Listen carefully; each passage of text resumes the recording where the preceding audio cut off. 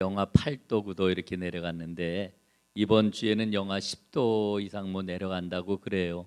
굉장히 추운 그런 그 겨울 날씨를 우리가 맞고 있는데 이 추운 날씨 가운데서도 하나님 앞에 달려 나오신 여러분들을 주님의 이름으로 환영합니다. 그리고 축복합니다. 오늘 하나님께서 여러분 모두에게 예비하신 은혜와 복을 풍성하게 내려주시기를 간절히 바랍니다. 겨울이 되면은요, 저는 옛날 생각이 납니다. 겨울에는 맛있는 음식을 잘 먹어야 됩니다. 옛날에는 뭐 먹을 게 풍성하지 않았잖아요. 겨울 되면은 저는 두 가지가 생각이 나는데, 하나는 엿을 구워 먹던 그런 게 생각이 나요. 명절이 되면은 엿을 구우는데 그 엿을 구울 때 보통 한 이틀 이상은 걸렸던 것 같아요. 큰 가마솥에다가 장작불을 계속 떼면서 엿을 구우면은 어린 제가 부엌에를 그냥 들락날락합니다. 엿 다 됐어, 엿 다 됐어 이러면서 들락날락하다가 보면은 이제 어느새 엿이 다 만들어져 가지고 엿을 먹던 그런 그 기억이 나고요. 또 하나는 이렇게 추운 날이면은 제가 이제 기도원회를 아마 중등부 때부터 이렇게 많이 갔던 것 같아요. 수원에서는 그때 칠보산 기도원과 그다음에 흰돌산 기도원을 갔는데 지금 뭐 흰돌산 기도원이 굉장히 큰 기도원이 됐지만 옛날에는 아주 자그마한 예배당 하나, 그리고 이제 숙소는 전부 다 장작불을 친히 떼는 그런 그 숙소였더랬는데, 그때 그 점심 때는 항상 어떤 음식이 나왔느냐 하면은 국이 나왔는데, 어떤 국이냐면 시래기 국이에요. 시래기 된장국, 큰 멸치를 넣어가지고 푹 고아가지고 가마솥에서 몇 시간을 끓인 그러한 그 시래기 된장국이 항상 나왔는데, 그 시래기 된장국 생각이 참 많이 납니다. 참 맛있었는데, 참 구수했는데라고 하는 그런 그 생각이 납니다. 겨울에 그 뜨끈뜨끈한 그런 그 국물이 올라오는 그런 그 국을 한 그릇 먹으면은 정말 우리의 속이 그냥 뜨뜻해지고 몸이 풀리는 그런 맛을 느끼게 되는데, 오늘 이 저녁 하나님 앞에 나오신 여러분들, 그거하고는 비교할 수 없는 하나님의 큰 은혜가 여러분 모두에게 임할 수 있기를 간절히 바라겠습니다. 자, 이제 오늘 말씀을 한번 보겠습니다. 여러분, 마가복음은 지난주에 말씀을 드렸던 것처럼 최초의 그런 그 복음서이지요. 이 마가복음을 쓸 때의 마가는 이 복음이라고 하는 말을 어떻게 생각을 했느냐 하면은 예수 그리스도의 생동적인 그러한 그 생애와 그분의 그러한 그 교훈을 선포하는 것, 이것을 복음이라고 생각을 했습니다. 예수님은 인간으로 이 땅에 오셨죠.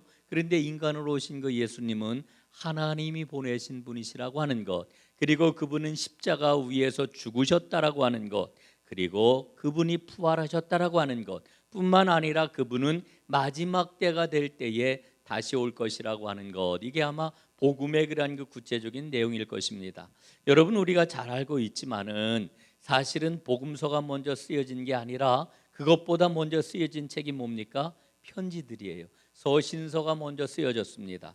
서신서가 많이 쓰여졌고 그 이후에 이제 복음서가 쓰여지게 되는데, 이 서신서들 가운데서도 우리가 주목을 해야 되는 것은 바로 사도 바울의 그러한 그 서신서이지요.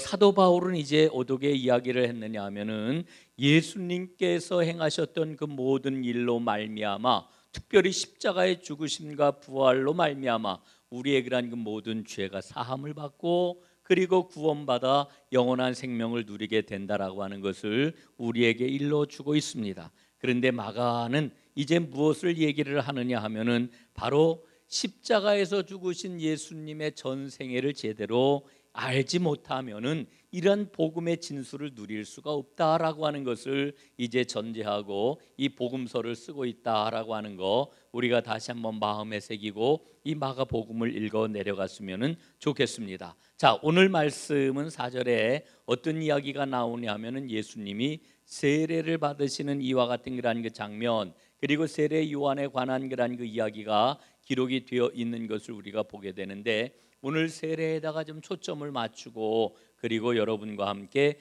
은혜를 나누려고 합니다. 자, 여러분, 세례를 우리가 다 받았잖아요.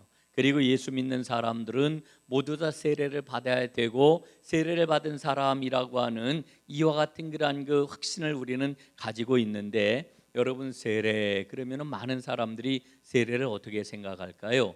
여러분은 세례를 뭐라고 생각을 합니까? 많은 분들이 이렇게 생각을 해요. 세례는 깨끗하게 씻음을 받는 것이다, 이렇게 생각을 하죠.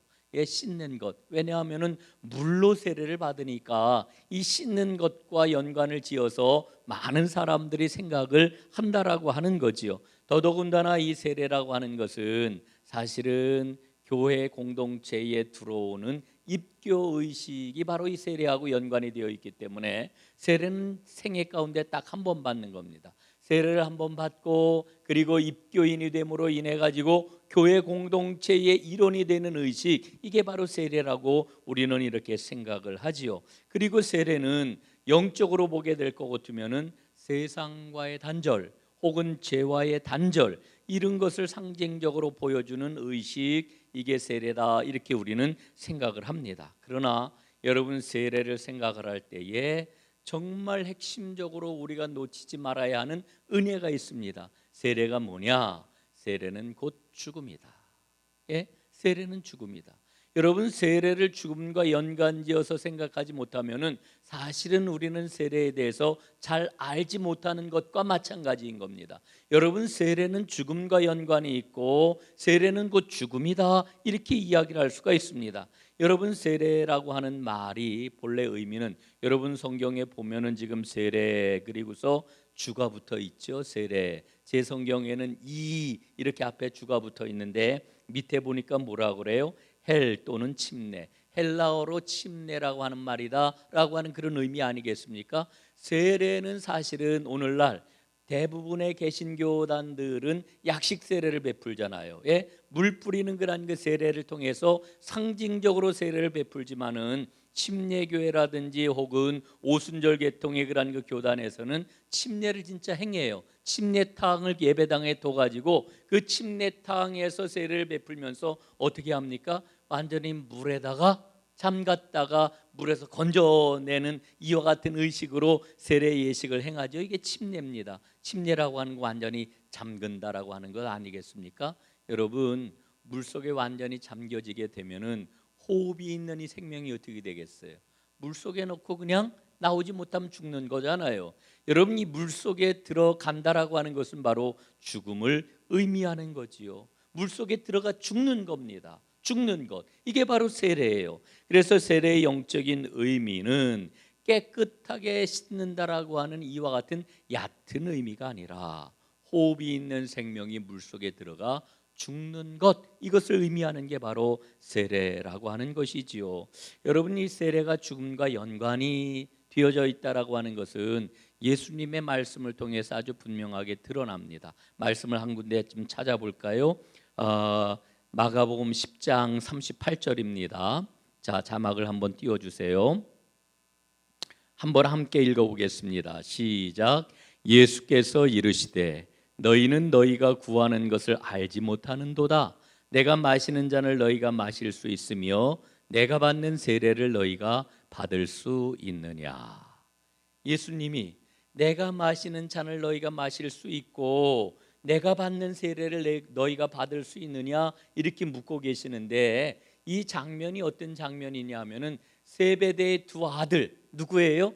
야고보와 요한이 하나는 주의 우편에 하나는 주의 좌편에 앉기를 원하나이다, 이렇게 요청을 했을 때에 예수님이 들려주신 얘기가 뭐예요? 너희가 내가 받는 세례를 함께 받을 수가 있겠느냐, 이렇게 말씀을 하시는 거예요. 여러분이 예수님이 말씀하시는 세례가 뭐예요? 예? 예수님이 말씀하시는 세례, 그 세례는 바로 예수님의 죽음입니다. 예수님의 십자가 죽음입니다. 예수님께서 그 두 아들, 세베대의 두 아들 야고보와 요한에게 하시는 말씀의 의미는 뭐냐 하면은 너희가 나와 함께 죽을 수가 있겠느냐, 이렇게 말씀을 하고 있는 거지요. 말씀 한 군데 더 보도록 하겠습니다. 누가복음 12장 50절. 누가복음 12장 50절 한번 함께 읽어보겠습니다. 시작. 나는 받을 세례가 있으니 그것이 이루어지기까지 나의 답답함이 어떠하겠느냐. 예수님께서 말씀을 하셔요. 내가 받을 세례가 있다. 예? 내가 받을 세례가 있는데 그것이 이루어지기까지 나의 답답함이 너무너무 커. 예, 그거를 어떻게 이야기할 수가 없겠구나. 답답하구나라고 하는 이와 같은 말씀을 해주고 계시는 건데 여기에서의 그러한 그 세례가 바로 뭐예요? 예수님의 죽으심이란 말이죠. 좀 더 분명하게 말씀하고 있는 로마서 6장 4절 말씀도 한번 보겠습니다. 조금 길지만 한번 함께 읽어보지요. 시작. 그러므로 우리가 그의 죽으심과 합하여 세례를 받음으로 그와 함께 장사되었나니 이는 아버지의 영광으로 말미암아 그리스도를 죽은 자 가운데서 살리심과 같이 우리로 또한 새 생명 가운데서 행하게 하려 함이라. 아멘. 자, 여러분 로마서 말씀을 보니 아주 분명하게 일러주고 있잖아요. 세례가 뭐라고요? 그의 죽으심과 합하는 것이 바로 세례다. 이렇게 말씀을 해주고 있어요. 그래서 세례를 받는 것은 바로 예수님과 함께 죽고 예수님과 함께 장사 지낸 바 되는 일이다. 이렇게 말씀을 해주고 있는 거지요. 여러분, 이들 본문이 우리에게 일러주고 있는 바는 너무너무 분명해요. 예? 죽음이 바로 세례다. 이렇게 일러주고 있는 것입니다. 자, 그래서 세례는 가장 중요한 핵심적인 그 안에 담겨 있는 진리가 뭐냐 하면 바로 죽음이라고 하는 것입니다. 그러나 세례는 죽는 걸로 그치는 게 아니에요.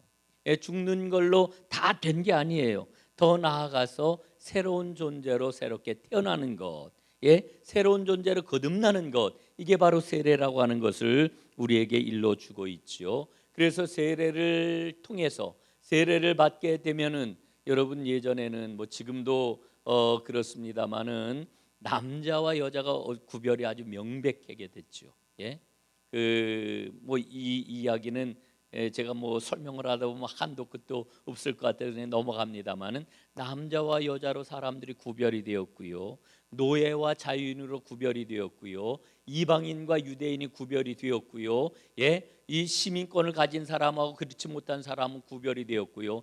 옛날에는 이 구별이 아주 엄청났다라고 하는 그와 같은 이야기입니다. 그런데 이 모든 인간의 경계를 짓는 일들이 바로 주 안에서 모두 다 허물어지고 세례를 받은 모든 사람들, 주의 백성들은 주 안에서 하나가 된다라고 하는 것을 우리에게 일러주고 있는 거지요. 여러분, 새로운 존재가 될 수 있는 그 은혜의 길이 뭐냐? 뭐 때문에 우리가 주 안에서 하나가 될 수 있느냐? 바로 세례를 통하여 주님과 연합하였기 때문이라고 하는 것을 우리에게 일러주고 있습니다. 고린도후서 5장 17절 말씀, 우리가 너무너무 잘 알고 있는 말씀이죠. 그런즉 누구든지 그리스도 안에 있으면 새로운 피조물이라 이전 것은 지나갔으니 보라 새 것이 되었도다. 여러분, 새로운 피조물이 어떻게 된다고요? 이 말씀을 보니까 그리스도 안에 있으면, 여러분 그리스도 안에 있다라고 하는 말의 의미가 무엇입니까? 예수님과 연합이 되었다라고 하는 거예요. 예수님과 연합이 되었기 때문에 우리는 새로운 존재가 되었다, 이렇게 말씀을 해주고 있는 거죠. 정말로 우리가 예수의 사람이라고 하면은 그러면은 우리는 주 안에서 새로운 피조물이라고 하는 것을 우리가 꼭 기억을 해야 합니다. 여러분 고린도전서 12장에 보면은 이 사실을 이렇게 설명을 해줍니다. 몸은 하나인데 많은 지체가 있고 몸의 지체가 많으나 한 몸임과 같이 그리스도도 그러하니라. 우리가 유대인이나 헬라인이나 종이나 자유인이나 다 한 성령으로 세례를 받아 한 몸이 되었고 또 다 한 성령을 마시게 하셨느니라. 아멘. 자, 여러분 이 말씀을 보십시오. 우리가 이 말씀 뭐 너무나 잘 아는 그런 그 말씀인데도 불구하고 여러분이 세례라고 하는 거를 우리는 너무 의식이라고 하는 이와 같은 생각을 가지고서 아유 그거는 다 그냥 통과를 해야, 어렸을 때 세례를 받든지 아니면 예수를 믿고 이제 그 교회의 일원이 되기 위해서는 세례를 받든지 다 지나가는 통과 의례지, 이렇게 생각을 하고서 여러분이 세례가 갖고 있는 생명의 이 원리, 이 놀라운 하나님의 그러한 그 진리의 그러한 그 은총을 우리는 간과해 버릴 때가 너무나도 많다 말입니다. 여러분, 이 세례를 통하여서 그리스도 안에 우리가 있게 됨으로 말미암아 우리 모두는 주 안에서 하나가 되었다라고 하는 이와 같은 말씀입니다. 여러분 보십시오. 우리는 얼굴이 다 달라요. 성격도 다 달라요. 예? 배움도 다 달라요. 사는 형편도 다 달라요. 고향도 달라요. 예? 나이도 달라요. 우리는 모든 게 다 다르다 말입니다. 그런데 주 안에서 우리가 하나가 될 수 있는 그 길이 어디에 있느냐 하면은 그리스도와 연합했기 때문인데, 그리스도와 연합했다라고 하는 이 사실이 사실은 뭐를 이 표현하는 거라는 그 말씀이냐 하면은 우리가 뭐를 받았다고요? 세례를 받았단 말이에요. 세례. 이 세례를 통해 가지고 우리는 그리스도와 연합한 자가 되었다, 이렇게 말씀을 해주고 있는 거죠. 여러분, 그러니까 이 세례라고 하는 것은 그냥 뭐 받아야 되는 거지. 예? 이 세례라고 하는 것은 그냥 통과해야 되는 거지, 그런 의식이지 이런 차원이 아니라고 하는 거예요. 여러분, 세례는 그리스도와 연합하는 하나님이 만들어 놓으신 가장 중요한 생명의 원리이고, 그리고 반드시 통과해야 하는 그와 같은 은총의 문이라고 하는 것을 우리가 꼭 기억을 해야 합니다. 여러분, 그런 의미에서 여러분들은 세례를 잘 받으셨나요? 예? 아멘. 예? 예, 잘 받으셨나 봐요. 끄덕끄덕. 예, 졸다가도 일어나셔서 끄덕끄덕 하니까 제가 감사를 드립니다. 예. 여러분, 그래서 이 세례라고 하는 것을 우리는 정말 깊이 은혜롭게 이 세례에 대해서 다시 한번 생각을 해야 되는 거지요. 여러분, 그래서 세례는 모든 그리스도인을 하나로 이어주는 끈이다, 이렇게 이야기할 수 있습니다. 하나로 이어주는 끈. 여러분, 오늘 8절 말씀에 보면은 이제 그 예수님이 세례를 받고 올라오실 때에 요한이 뭐라고 이야기를 해요? 8절, 나는 너희에게 물로 세례를 베풀었거니와 그는 너희에게 성령으로 세례를 베푸시리라. 예? 여기에서 예수님이 성령으로 세례를 베푸신다라고 하는 말의 의미가 뭐냐면은 바로 이 세례를 통하여서 모든 그리스도인들이 하나로 이어지게 된다라고 하는 이런 의미예요. 이게 세례는 모든 그리스도인을 하나로 이어주는 끈이라니까요. 그걸 지금 이 8절에서 말씀을 해주고 있는 것입니다. 자, 여러분, 이제 오늘 본문을 조금 더 좀 자세하게 좀 살펴보도록 이렇게 하지요. 자, 오늘 예수님이 세례를 받으셨어요. 예? 세례를 받으셨어요. 예수님이 세례를 받으심으로 공생애가 시작이 되고 있는데, 여러분, 사실은 우리가 예수님의 공생애를 깊이 묵상을 하면 깨달아요. 예수님이 세례를 받으심으로 말미암아 이제 예수님은 죽음 안으로 그 발을 성큼 내딛고 계시는 거예요. 여러분, 그 예수님의 공생애가 시작이 되었다라고 하는 이야기는 예수님의 생애 가운데서 예수님이 죽음을 향하여서 공식적으로 성큼 발을 내디디신 것이다, 이렇게 우리가 생각을 할 수가 있는 거지요. 여러분, 이 사실을 우리가 정말 깊이 묵상을 해야 됩니다. 예수님의 생애에 대해서. 예? 예수님의 공생의 첫 장면이거든요, 지금 세례를 받으시는 것이. 그런데 이 세례를 받으시는 것은 죽음을 향한 주님의 발걸음이 시작이 되었다, 이렇게 이야기할 수가 있는 겁니다. 오늘 본문 말씀을 보게 되면은요, 마가가 아주 즐겨 사용하는 그런 그 부사가 두 번에 걸쳐 나오고 있습니다. 그 부사가 뭐냐면 곧이라고 하는 그런 그 단어입니다. 곧 혹은 바로라고 하는 단어인데, 헬라어로는 유티스라고 하는 이와 같은 부사를 사용을 합니다. 여러분, 한번 보십시오. 10절 말씀, 곧 물에서 올라오실세. 예? 세례를 받으시고 예수님이 요단강 물에서 올라오실 때 곧이라고 하는 유티스라고 하는 이런 단어를 사용을 해요. 그 다음에 12절, 성령이 곧 예수를 광야로 몰아내신지라. 이 곧이라고 하는 말이 또 한 번 사용이 되고 있어요. 자, 여러분, 이 1장에는 이 유티스, 곧이라고 하는 단어가, 곧바로라고 하는 이 단어가 지금 10번에 걸쳐 사용이 되고 있습니다. 그런데 오늘 본문에는 2번에 걸쳐 이제 등장을 하고 있지요. 여러분, 이 곧이라고 하는 이 부사는 우리에게 뭐를 얘기를 해주느냐 하면은 예수님께서 행하시는 그 하나님 나라 사역이 얼마나 긴박하냐, 얼마나 결단을 바로 내려야 되는 일이냐, 이거를 우리에게 일러주고 있는 그와 같은 말씀인데, 그런데 여러분 오늘 특별히 12절 말씀을 저는 주목을 하려고 하는데, 예수님이 어떻게 하셨다고요? 성령이 곧 예수를 광야로 몰아내신지라, 이렇게 말씀을 해주고 있어요. 예? 광야로 곧 그를 몰아냈다. 예?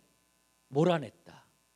여러분, 이 몰아내신지라 하는 이 단어는요, 이 말씀은요, 마가복음에서만 사용이 되고 있어요. 자, 여러분, 마태복음, 마가복음, 누가복음을 우리가 공관복음이라 그러잖아요. 이게 그 공통점이 많이 있는 복음서예요. 요한복음은 좀 달라요. 요한복음은 다른데, 자, 여러분 한번 보십시오. 마태복음과 누가복음에는 예수님이 세례를 받으시고 광야로 나가시는 이와 같은 그런 그 장면이 기록이 되어 있습니까? 안 되어 있습니까? 예? 있어요, 없어요? 있지요. 이 마가복음보다 아주 굉장히 자세하고 상세하게 기록이 되어 있는 것을 우리가 보아요. 그런데 마태복음과 누가복음에 보면은 예수님이 성령의 인도하심을 받아, 혹은 이끌리심을 받아 광야로 나갔다, 이렇게 이야기를 하고 있어요. 그런데 오늘 우리가 이 12절 말씀에 보면은 성령이 어떻게 하셨다고요? 예수님을 곧 광야로 몰아내었다라고 하는 거예요. 몰아내신지라, 몰아냈대. 예수님을 몰아냈대요. 여러분, 이게 엄청난 그러한 그 표현이 아닐 수가 없습니다. 자, 여러분, 이 말씀의 의미는 뭡니까? 예? 예수님을 광야로 거칠게 몰아내셨다는 거예요. 그리고 예수님은 40일 동안 광야에서 마귀에게 시험을 받으시지요. 여러분, 그런데 이 마가복음을 보게 되면은요, 예수님이 광야에서 무슨 시험을 당하셨는지 나오지가 않아요. 그냥 시험을, 여기 어디 있어요? 시험을 받으시며, 예? 시험을 받으시며, 사탄에게 시험을 받으시며, 요 세 구절이 다예요. 마태복음에 보면은 그 세 가지 시험, 그 시험을 어떻게 이기셨는지 뭐 이런 게 아주 상세하게 기록이 되어 있는데, 마가복음엔 딱 세 구절, 사탄에게 시험을 받으시며, 예? 시험을 받으시며, 이 말이 끝이라고 하는 그런 그 이야기죠. 여러분, 마가에게 중요한 것은 어떤 시험을 받았느냐라고 하는 게 중요한 게 아니고요, 예수님이 시험을 받으셨다라고 하는 것 자체가 중요한 거예요. 예? 그리고 더 중요한 것은 거칠게 시험으로 내몰리신 예수님은 처음부터 고난받는 종이시다라고 하는 것을 우리에게 표현해 주고 있는 거죠. 예? 처음부터 고난받는 종의 그러한 그 모습을 마가복음은 아주 분명하게 우리에게 보여주고 있다라고 하는 그런 그 이야기입니다. 자, 여러분, 예수님의 이와 같은 모습은 오늘 예수님을 따른다고 고백하는 저와 여러분에게 아마 큰 도전이 될 겁니다. 예수님은 고난받는 종으로 이 땅에 오셨고, 고난받는 종으로 이 땅에서 사셨고, 고난받는 종으로 그의 생애를 마무리하셨습니다. 자, 이 고난받는 종의 모습을 나타내는 특징이 오늘 본문에서는 좀 남다르게 표현이 되고 있는 것 살펴보고 오늘 말씀을 좀 마무리하도록 이렇게 하겠습니다. 자, 예수님이 세례를 받고 이제 물에서 올라오실 때에 어떤 일이 일어납니까? 성령이 임하시고 하늘의 소리가 들리지요. 자, 여러분 한번 보십시오. 10절 말씀, 곧 물에서 올라오실 때 하늘이 갈라짐과 성령이 비둘기같이 자기에게 내려오심을 보시더니 하늘로부터 소리가 나기를 너는 내 사랑하는 아들이라 내가 너를 기뻐하노라 하시니라. 예? 이런 말씀이 들려요. 예? 자, 그런데 여러분, 마태복음하고 누가복음하고 여러분 조금 좀 딱딱하겠지만 한번 잘 들어보세요. 마태복음하고 누가복음은 이 예수님의 그러한 이 사건을 좀 더 공적인 그러한 그 사건으로 묘사를 합니다. 그러나 마가복음은 어떻게 묘사를 하고 있느냐 하면은 예수님 개인적인 사건이에요. 주관적인 그런 그 사건이에요. 예? 여러분 이 말의 의미가 굉장히 좀 중요해요. 여러분 한번 비교를 좀 해보겠습니다. 마태복음 3장 17절에 보니까 이렇게 기록이 되어 있어요. 이는 내 사랑하는 아들이요 내 기뻐하는 자라 하시니라. 여기에 보면은 이는 예? 이렇게 표현이 되어 있는데 이 마가복음에 오늘 보면은 11절에 너는 내 사랑하는 아들이라 내가 너를 기뻐하노라. 예?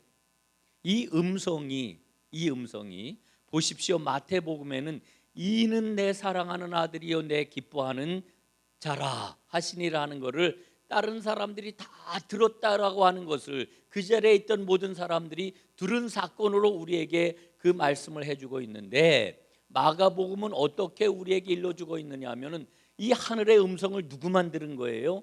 예수님만 들으신 거예요. 예수님만. 예? 다른 사람들은 몰라요. 예수님만 들으신 거예요. 누가복음 말씀을 보니까요 3장 21절 22절에 이렇게 기록이 되어 있어요. 하늘이 열리며 성령이 비둘기 같은 형체로 그의 위에 강림하시더니. 예? 이것도 역시 마찬가지로 그 자리에 있던 모든 사람들이 하늘이 열리는 것을 보았고 성령이 비둘기같이 임하는 것을 다른 사람들이 보았어요.